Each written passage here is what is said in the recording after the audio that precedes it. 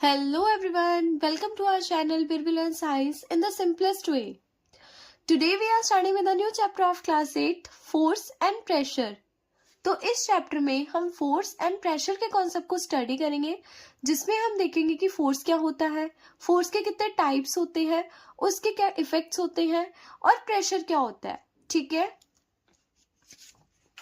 तो सबसे पहले देखो कि फोर्स क्या होता है. तो जब भी हम किसी भी ऑब्जेक्ट को पुश कर रहे हैं, मतलब जब भी हम किसी भी ऑब्जेक्ट को धक्का दे रहे हैं, ठीक है, या उसको हम पुल कर रहे हैं, मतलब उसको हम खींच रहे हैं, ठीक है, मतलब जब भी हम किसी भी ऑब्जेक्ट को पुश कर रहे हैं या पुल कर रहे हैं तो उसको हम क्या बोलते हैं, फोर्स बोलते हैं. ठीक है, अब पुश और पुल अप्लाइड ऑन एनी ऑब्जेक्ट, मतलब किसी भी ऑब्जेक्ट पर जब हम पुश और पुल अप्लाई करते हैं, ठीक है, पुश का मतलब होता है धक्का देना, पुल का मतलब होता है खींचना. जैसे देखो आपके सामने बहुत बड़ा पत्थर पड़ा है, ठीक है, और आपको उस पत्थर को यहाँ पे लेकर आना है. ठीक है, आप क्या करोगे, अब इस पत्थर को आप पुश करोगे, है ना, अब इस पत्थर को आप पुश करके आप इसको यहाँ पे लेकर आओगे, है ना. तो इस पत्थर पे आपने क्या लगाई, इस पत्थर पे आपने फोर्स लगाई. ठीक है, तो फोर्स के कुछ एग्जांपल्स देखो, जैसे कि किकिंग ऑफ फुटबॉल.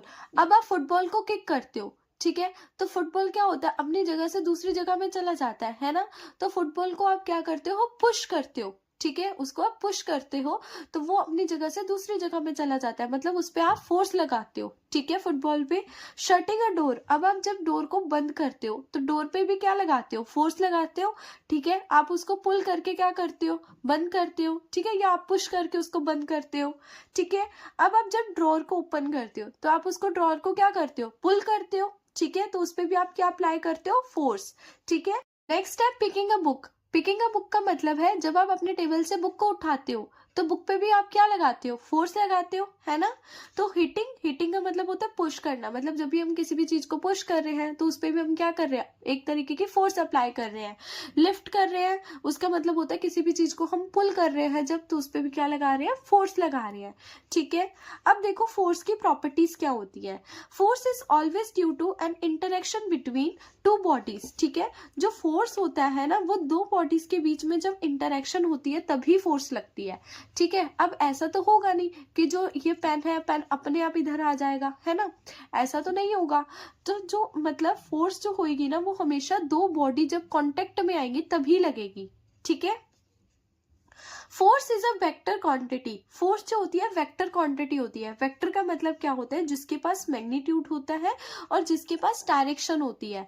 मैग्नीट्यूड का मतलब होता है कि हमने जो फोर्स लगाई है वो कितनी स्ट्रेंथ से लगाई है.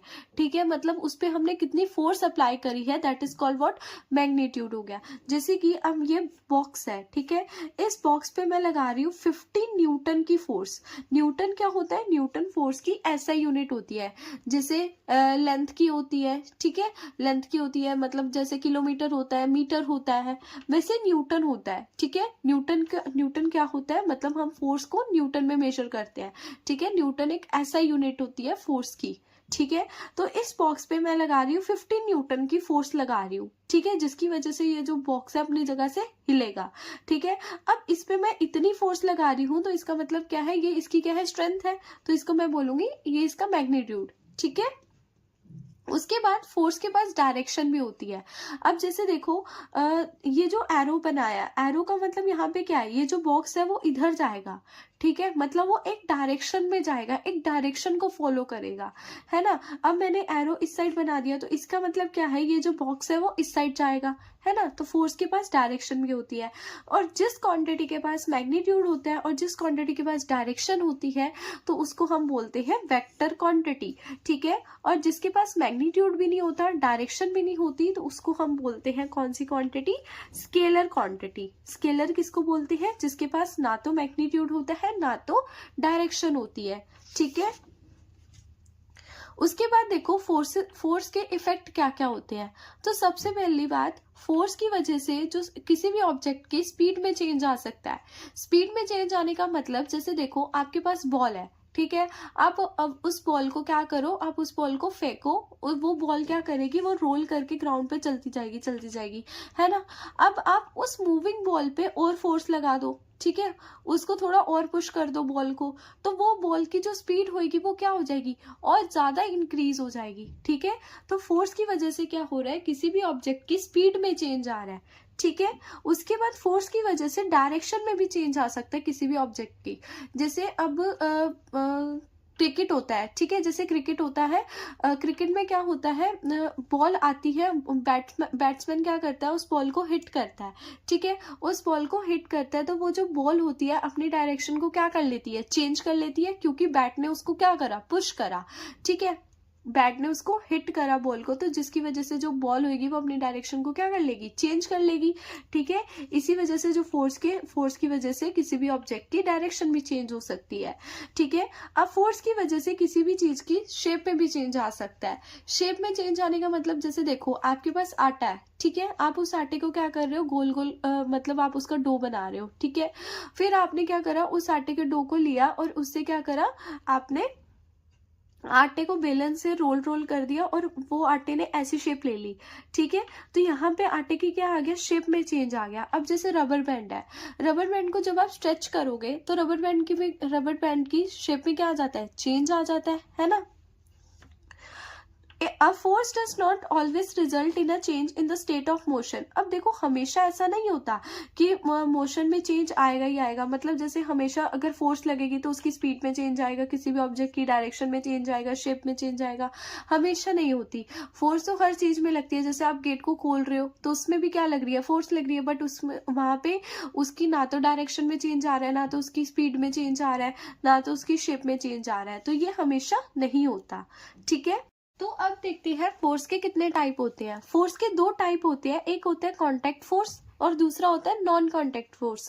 कांटेक्ट के नाम से समझ में आ रहा है, ये वो फोर्स होती है जब जो दो बॉडीज होती है उनके बीच में फोर्स जो होगी वो तब लगेगी जब वो एक दूसरे के कांटेक्ट में आएगी, ठीक है। Bodies in contact each other, ठीक है। नॉन कांटेक्ट का मतलब होगा जो बॉडीज होगी वो एक दूसरे के कांटेक्ट पे नहीं आएगी, लेकिन फिर भी उनमें क्या लगेगी, फोर्स लगेगी, ठीक है। अब जैसे कांटेक्ट फोर्स के टाइप्स है, muscular force, force of friction, जिसको हम आगे स्टडी करेंगे, ठीक है। नॉन कांटेक्ट फोर्स का मतलब है bodies in not contact with each other, जो बॉडीज एक दूसरे के कांटेक्ट में नहीं आती लेकिन फिर भी उनमें क्या लगती है, फोर्स लगती है, जैसे कि मैग्नेटिक फोर्स। अब जैसे आप दो मैग्नेट को पास में रखोगे, ठीक है, वो दोनों मैग्नेट क्या करेंगे, एक दूसरे से अट्रैक्ट करेंगे, ठीक है, वो दोनों मैग्नेट एक दूसरे से अट्रैक्ट करेंगे, उनमें फोर्स लगेगी, ठीक है।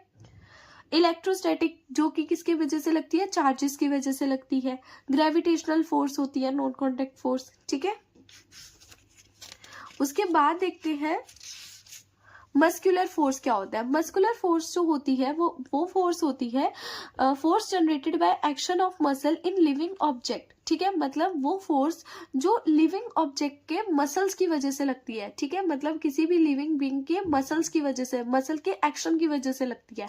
जैसे आप देखो, आप बहुत भारी सी चीज उठा रहे हो, ठीक है, जब आप बहुत भारी सी चीज उठाते हो तो आपके जो मसल्स होते हैं वहां पे क्या लगाते हैं, फोर्स लगाते हैं, आपके मसल्स वहां पे एक्शन में होते हैं और वो वहां पे क्या लगाते हैं, फोर्स लगाते हैं। तो वैसी टाइप की फोर्सेस को हम बोलते हैं मस्कुलर फोर्स, ठीक है। जैसे लिफ्टिंग ऑब्जेक्ट, किसी भी चीज को उठाना, ठीक है, कोई भारी सी चीज को उठाना। Animal like bulldogs, horse. अब जैसे बुलडॉग्स होती है, हॉर्स होती है, ये कितना सारा वेट जो होता है वो कैरी करके जो होते हैं वो जाते हैं, ठीक है। तो ऐसी टाइप की फोर्सेस को बोलते हैं मस्कुलर फोर्स। दूसरा आता है force of friction. Force of friction का मतलब होता है जब जो दो बॉडीज होती है ना उनपे जो फोर्स लग रही है वो ऑपोजिट डायरेक्शन में लग रही है। जैसे कि आप एक बॉल को रोल कर रहे हो ग्राउंड पे, ठीक है। अब देखो ग्राउंड पे भी एक फोर्स लगती है जो इस बॉल को क्या करेगी, रोकेगी, इस बॉल के मोशन को अपोज करेगी, ठीक है।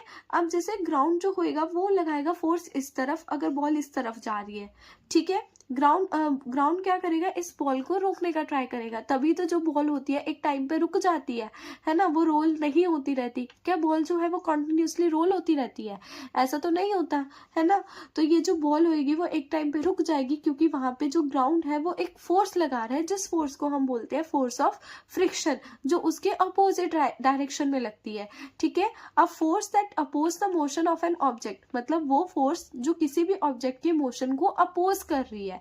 ठीक है, when it is in contact with the surface always act in opposite direction, ये हमेशा ऑपोजिट डायरेक्शन में ही एक्ट करते हैं। जिससे अ रोलिंग बॉल स्लो डाउन, जिसका एग्जाम्पल ये था। ठीक है, अब जैसे हम कार का जो है वो इंजन स्टॉप कर देते हैं, तो जो कार के टायर होते हैं वो क्या कर जाते हैं, एकदम से रुक जाते हैं, है ना। वो भी किसकी वजह से, फोर्स ऑफ फ्रिक्शन की वजह से। ठीक है, उसके बाद देखो how to calculate magnitude of force. अब देखो हम किसी भी फोर्स का मैग्नीट्यूड कैसे कैलकुलेट करेंगे, मतलब जैसे अब मान लो एक बॉक्स पे 50 न्यूटन की फोर्स लग रही है। ठीक है, तो हमें पता है कि यहाँ पे एक बॉक्स पे 50 न्यूटन की फोर्स लग रही है, लेकिन अगर इसी बॉक्स पे बहुत सारी फोर्सेस और लग रही हो, ठीक है, तो इसको हम कैसे कैलकुलेट करेंगे।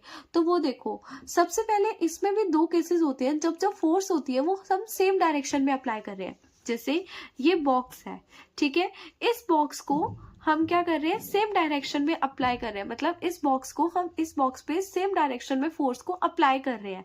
ठीक है, जैसे यहाँ पे हम 10 न्यूटन की एक जना फोर्स लगा रहे हैं और दूसरा जना 20 न्यूटन की फोर्स लगा रहे हैं। ठीक है, एक जना लगा रहा है 10 न्यूटन की फोर्स, दूसरा जना लगा रहा है 20 न्यूटन की फोर्स, जिससे ये जो बॉक्स होगा अपनी जगह से हिल जाएगा। ठीक है, तो हमें बताना है कि इस बॉक्स पे नेट फोर्स कितनी लग रही है। ठीक है, मतलब टोटल फोर्स कितनी लग रही है। देखो जो डायरेक्शन है वो सेम है, तो यहाँ पे जो नेट फोर्स होगी वो क्या हो जाएगी, प्लस हो जाएगी। 10 न्यूटन की फोर्स एक जना लगा रहा था, दूसरा जना 20 न्यूटन की, तो 10 प्लस 20 कितना हो गया, यहाँ 30 हो गया। तो यहाँ पे टोटल नेट फोर्स जो है वो 30 न्यूटन की लग रही है। ठीक है, तो देखो जब हम फोर्स को ऑपोजिट डायरेक्शन में अप्लाई करेंगे, जैसे ये बॉक्स है, इस बॉक्स पे मैंने इस डायरेक्शन में फोर्स को अप्लाई करा, ठीक है, जो कि है 10 न्यूटन। ठीक है, और दूसरे जने ने इस डायरेक्शन में फोर्स को अप्लाई करा, ठीक है, जो कि 5 न्यूटन की फोर्स होगी। ठीक है, तो अब ये जो बॉक्स होगा ना वो हिलेगा जिस तरफ ज्यादा फोर्स लग रही है। अब ज्यादा फोर्स किस तरफ लग रही है, इस डायरेक्शन में लग रही है, तो ये जो बॉक्स होगा वो इस तरफ हिलेगा। ठीक है, अब इस बॉक्स पे नेट डायरेक्शन कितनी लग रही है, देखो दोनों तरफ से जो फोर्स है वो ऑपोजिट डायरेक्शन में लग रही है, तो यहाँ पे जो नेट डायरेक्शन होगी वो क्या हो जाएगी, एक दूसरे से माइनस हो जाएगी। यहाँ पे इस तरफ से 10 न्यूटन की फोर्स लग रही है, इस तरफ से 5 न्यूटन की फोर्स लग रही है, तो दोनों माइनस होके क्या आ जाएंगे, 5 न्यूटन की फोर्स, मतलब इस बॉक्स पे नेट 5 न्यूटन की फोर्स लग रही है। ठीक है, अब देखो इसमें पहला केस आता है जब जो ऑपोजिट फोर्सेस होती है वो इक्वल होती है। जब ऑपोजिट फोर्स इक्वल होंगी, मतलब इस तरफ से भी 10 न्यूटन की फोर्स लग रही है और इस तरफ से भी 10 न्यूटन की फोर्स लग रही है, तो ये जो बॉक्स होगा उस पर क्या इफेक्ट पड़ेगा। देखो जो बॉक्स होगा ना वो हिलेगा ही नहीं, फिर वो बॉक्स अपनी जगह पे ही रहेगा। जैसे इस डायरेक्शन में भी 10 न्यूटन की फोर्स लगाई, तो इस डायरेक्शन से भी 10 न्यूटन की फोर्स लगी, तो ये दोनों फोर्सेस क्या हो जाएगी, माइनस हो जाएंगी, तो यहाँ पे कोई भी फोर्स लगेगी ही नहीं। ठीक है, अनइक्वल ऑपोजिट फोर्स, दूसरा केस है अनइक्वल ऑपोजिट फोर्स, मतलब दोनों तरफ से अनइक्वल फोर्स लग रही है, तो इस बॉक्स पे क्या इफेक्ट पड़ेगा। तो देखो जब अनइक्वल फोर्स लग रही है तो जिस तरफ ज्यादा फोर्स लग रही होती है ना, तो बॉक्स उस डायरेक्शन में जाता है। ठीक है,